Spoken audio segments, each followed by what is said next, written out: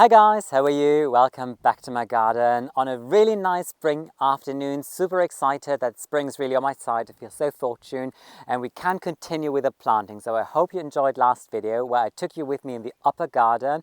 We were planting two really exciting perennials already in the island bed and in the opposite bed, which is partly shaded. And today I want to take you with me here on a slope because you might see and you might remember, for those of you who follow my channel already for quite a while, that this is still quite an empty field at this moment and it just needs to be filled, and this is exactly what I want to start today.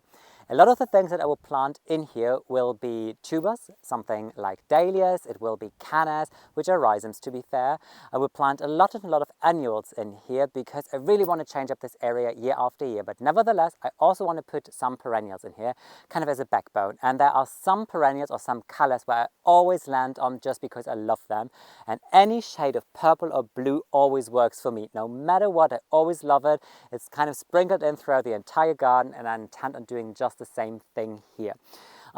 Quite intriguing is that the last layer of the slope I'm going to take you with me in a moment. This is kind of like my testing ground for some new perennial combinations that I'm just trying to test out and see if they're really nice and good enough so I can take them up in the upper garden in this last area that I intend on developing maybe in a year or two from now. So let's see how the things are going to perform down there. All the other layers, this is going to be more free-spirited, but nevertheless what I'm going to plant today are two new specimens that I've never grown in my own garden. I know them though because last year I visited a public garden in southern Germany and this is where I discovered them. One of those I already saw in various videos. I'm really excited about them already for quite a while. I'm going to give you more details about that and why I'm so intrigued about it. The other one, there was a complete new discovery. Found it online, and even there in the online shop they said that this is still a specimen that is not so common or familiar with a lot of you guys, so maybe something intriguing for you as well. Hope you're excited. So let's start the planting. Just in case you're not familiar with my channel or my garden, this is a slope towards the back of the garden. Last year I came in here and built all of these terraces so I can finally work in here, and the slope is divided into two areas. The left side where we're standing on now, this is dedicated to only flowers. I'm going to transform this into a cut flower garden, but I'm not going to plant anything in rows. It's going to be very organic and more kind of like a cut flower experience garden, really like a border on a slope. So excited to develop this area of the year. And on the top, this is kind of like an extension to the new herbaceous border where I was already working with you in my previous videos, and more is to come obviously. And then I told you the last layer, which is pretty much down here, this is where I'm going to plant some really exciting perennials and grasses in a combination, kind of as a test ground for eventually a new border that I want to create in the upper garden. To develop and plant up the slope, I came up with a planting scheme this year because I really feel it helps me a lot, even though I might not always follow it 100%, but in general, it's a good guideline for me. So this is basically where the bench is sitting. So all of this here is what we're going to plant up bit by bit this year. Some of those things are already here, but not a lot to be fair. So it's going to be quite an exciting year here on the slope. And I've already been accused that my planting scheme looks like an intestine because everything that looks brown here, this is actually where the paths are leading, like with the stairs, how I move on my slope. I mean, I get it. I see the point, but still for me, this is just a very good idea on how I can navigate, and I exactly know where I'm going to plant what on the slope. The first perennial that I want to introduce to this garden is something where I already had an eye on for quite a while, but only last year I saw it for the first time, and that is always such a game changer because once you see a plant in real, how it grows, how the growing habit is, how it flowers, all of that, you kind of know what to expect a little better, so much better to when you see it somewhere in a magazine, for example, where it always looks so polished, obviously. So whatever I'm going to show you in the garden at one point of the year, this is a reality as well, how it is going to look. Not sure if you're familiar with that. In Europe, I think it is not so common. I never heard of it before. My parents never had it in the garden, and my grandparents didn't. It is called Amsonia. This is how you read it, something with a very long T word behind it as well. And this one I'm going to show you the label. This plant originates in the north of America, native to meadows, and this already explains to what kind of soil condition it prefers. It likes to thrive in a consistent moist soil. I hope I can provide it here in this area of the garden because we are further down at the slope, and this is general where the soil is a little more moist because I think it has to do with not being so exposed to wind and the sun basically, even though that this is a quite sunny area of the garden. You can tell that this is not much of a plant right now. I'm going to give you a closer look at it so you know what to expect and what I'm going to plant. It doesn't really feel like a lot yet, but you can tell that there are a lot of shoots appearing, and this is what I found really intriguing about this variety, is that the first shoots, they appear kind of like in a bluish purplish color. I haven't seen it in reality how it looks in an early stage, so I'm really intrigued to show you all the updates, how it's going to thrive within the next weeks or so, which I think will be just beautiful. But what I can tell you is that these purple shoots, that they will change color over the year to a very lovely lush green, and then as autumn comes, it is changing its foliage color to an autumnal yellow, so really gold. And I think that this is very exciting about any kind of perennial when you have all different phases of foliage over a year. In terms of color, this blooms in a very beautiful steely blue. There are different colors from steely blue to more purple tones, but I really appreciate steely blue. Like sky blue, I think this is true blue, beautiful, very special. Delphiniums come in the same color, but I told you on various occasions before that I struggle, unfortunately, with delphiniums here because slugs and snails love to munch on them, which should be ideal for these because slugs and snails might do damage, but not necessarily. So they're not so dangerous, which is very, very good for me, especially here at the base of the slope, because there is no man's land there, as you know, and no man's land has a lot of different plants and weeds growing in there, so this is like a natural habitat for slugs and snails, and obviously at one point here as well.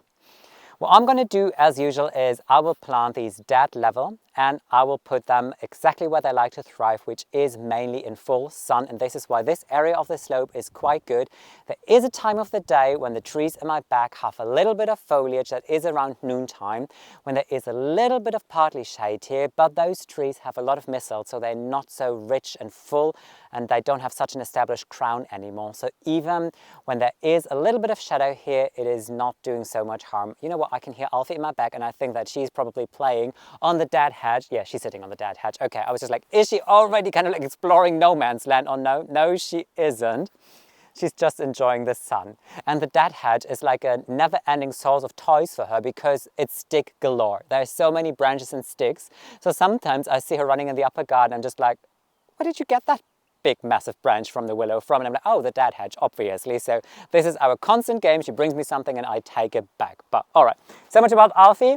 This is the first plant that I want to introduce to the garden. One last word, it is a zone 6, which means it is ideal for me because we are in a zone 7B here. So I know that this is gonna survive winter, which is always a lovely thing. The second perennial that I want to plant today is something very intriguing, and I never heard of it before up until last year when I visited that public garden, discovered it there. It was beautiful. I saw it like in late autumn when it was in full bloom, fully grown, quite impressive to be fair. And luckily they had labels there in the garden so I could take a photo.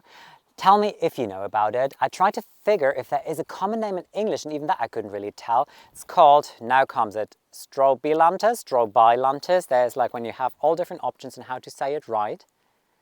I'm trying to remind myself to put the names down in the description of today's video again. Hopefully this is going to work out.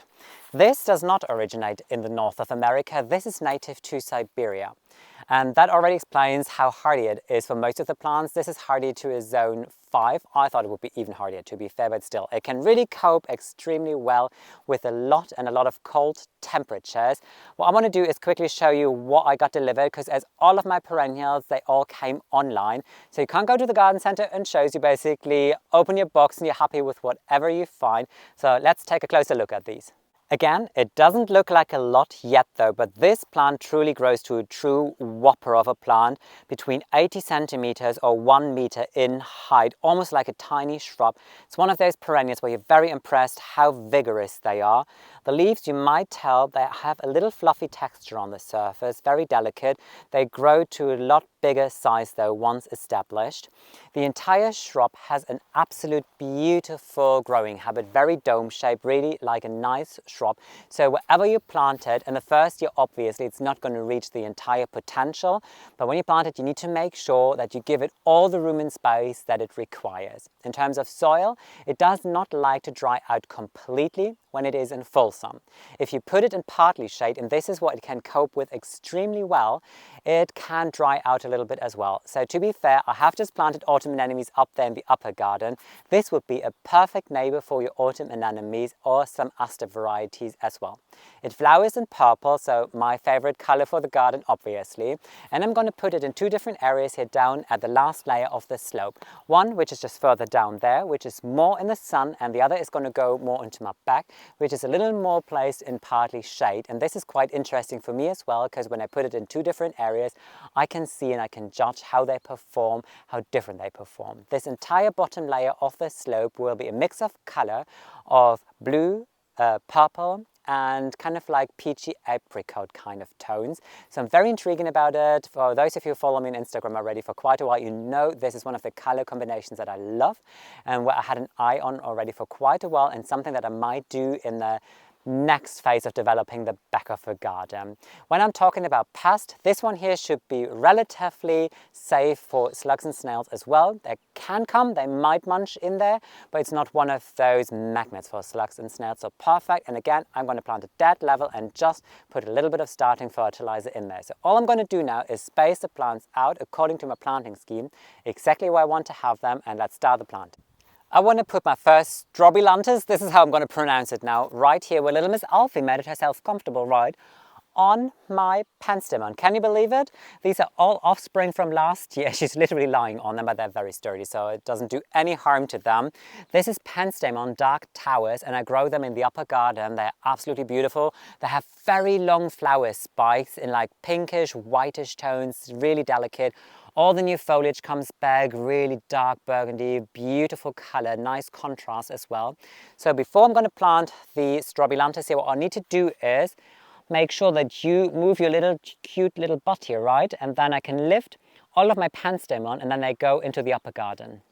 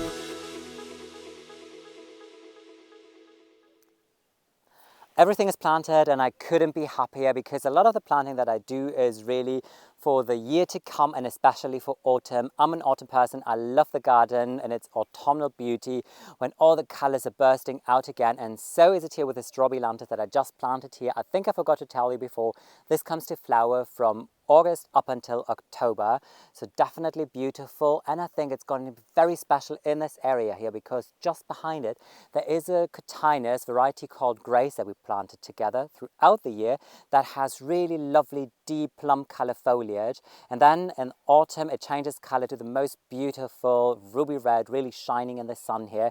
So I think the combination of these dark purple blooms with the ruby red foliage will be absolutely beautiful. And as we continue down here, there is a lovely drift of Aster Asran just meandering down here. So they are purple as well, but more light, a little more delicate violet, a different texture also in the foliage and the growing habit. So I think beautiful with the Strobilanthes. And this is the witch hazel that we planted together. And apparently it's also having a really beautiful ruby red autumn foliage. So again, I think this entire area is going to be very cohesive, and it's just going to be a nice continuation of the upper garden where I really focus on combinations in autumn of purple and red, and this is exactly what's going to happen in here as well. Definitely a big moment of reveal. Ta-da! This is how it looks. Stunning, right? You can't tell anything because all of those plants are just coming to life. And I was a little scared that when I walk here on this slope that I might by accident just step one of those plants and kill it even before it has a chance to grow in. So what I do in those moments is I come in with branches, just something, I mean here I have the dead hedge, so I have multiple branches to choose from. So what I did is I chose the willow branches because they're even glowing green, so they're very easy to see. Just put them right next to the plant to make sure that I know where it is and I don't step on it by accident. When you put willow branches in the ground, though, one thing you need to remember is you put it in upside down, so not the direction how it grew on the tree, because if you do it like that, it's going to root in 100% sure. If you pop it in upside down, it won't root in, and this is how I've done it here. Two things that I definitely forgot to mention or think about this plant is how high it's going to grow. This is going to grow between 80 centimeters and 1 meter, so roughly between this or maybe up until here, really depending on how much it's loving its life. Watered it well, but even when I just removed the mulch, I could see that the soil was already lovely and wet in here, definitely more moist to what it is in the upper garden, so perfect for this plant here. And the second thing is when it comes to flower between June and July, so it is a very beautiful flower for your summer garden, but then in autumn, when it changes color to beautiful golden and the foliage is also interesting a second time around again. My penstemon plants, they went straight in here because I already had a small drift of penstemon here. What I have in here is huskus red, and what I planted in there is dark towers. They're very similar, they both have very dark foliage. Huskus red has pure white flowers, while dark towers has more pinkish flowers.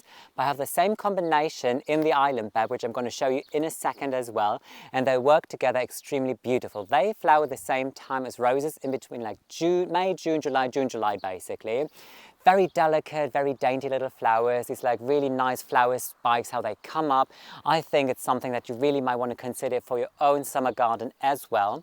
And what I'm going to do as a planting neighbor is, behind there are already beautiful bearded iris. This is a variety called English Cottage. They are white with a little bit of blue inside. They have a perfume which is also amazing, and they are a rebloomer, which doesn't happen often on bearded iris, which means that they might come again in autumn with another flower season. And where I'm standing right now, there is not a lot, there is nothing right now, because last year I put amaranth in here and I was so happy with it that I'm going to do just the exact same thing again. But this year I'm going to plant a variety which is called red velvet or velvet curtain, something with red velvet, something like this, which has red leaves and red flower tassels, which is absolutely beautiful. Obviously I'm going to do a planting video about those because they're still sitting on my windowsill. But if we move over there to the island bed, I can show you the second drift of the penstemon, because the nice thing about any garden is when you have borders on both sides flanking your garden to make sure that you have a repetition going on. So the drift of penstemon that I just showed you is there, and the second one is just here. The front row, this is blood grass if I'm not wrong. This is like really beautiful, like a carpet of red grass, and you can see if you come closer that already it starts appearing a little bit here. So the first grass really starts pushing through now and already starts to tint up a little bit. So I always love grass that has a little bit of a color. And just behind there, here's a drift of the penstemon, and then behind there are the roses. And I can tell you, especially last year when the penstemon came to flower at the same time with the roses, that was an absolute wonderful look. I'm still in the middle of hardening of all of my tender plants, so you can tell they're again outside on the dinner table, and now's the time to really expose them to wind, to all the elements, because the time when they are indoors and pampered like babies is definitely over now, and they stay during the night already in the garden shed, so they don't even go inside at all. There's one more thing I want to show you since we were talking about penstemon, and this is something that I completely forgot about. I prepared this little planter here, and then I just put some soil in and just sprinkled some seeds of the penstemon. When I cut them back, I kept just some of the seed heads, and I thought, let's give it a try. I've never tried to grow penstemon from seed really, so just sprinkle them in, completely forgot about it, and look what happened 1 month later. So when I was taking all of my seedlings out, this is what happened, and I think this is a quite good success. So on this side, I was sowing a turtle head, and so far still I don't see anything. So I don't think that sowing turtle head was a big success. But sowing penstemon, oh my, absolutely wonderful. I really need to get in here and start separating them now at one point, put them into single pots and see where I can find a home for them. This is so exciting, and it's something maybe to encourage you as well. When autumn comes and there are plants in the garden that you really love, just collect those seeds and just sow them and see what happens. I was successful with that, and it's just such an accomplishing and beautiful feeling when you have your plants that you love in the garden and you can suddenly have more of them.